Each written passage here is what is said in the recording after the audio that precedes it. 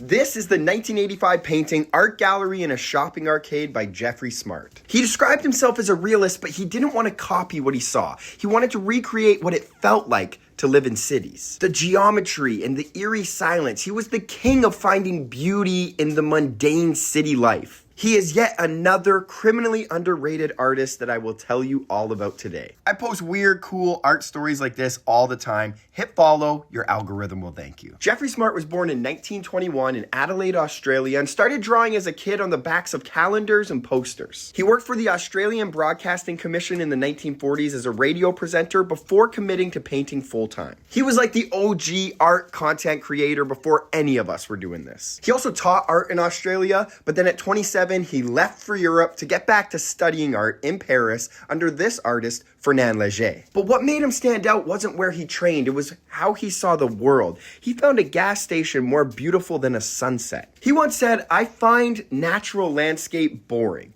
I want to see the hand of man at work." He painted highways, signs, factories, the ugly stuff, but made it beautiful. His work looks photorealistic, but he actually obsessively composed every image. To him, painting was like solving a math problem. And I love how unpretentious he was about it. He didn't care about deep symbolism. He also once said, "I paint a picture because I like the shape." It was all about geometry. He painted things because they looked good, and that was it.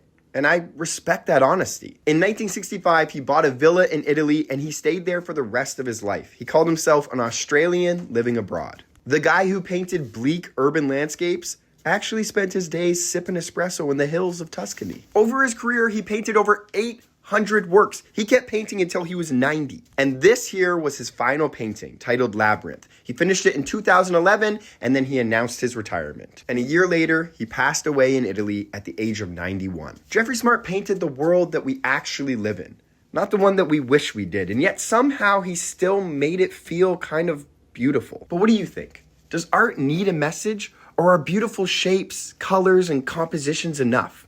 Let me know what you think in the comments.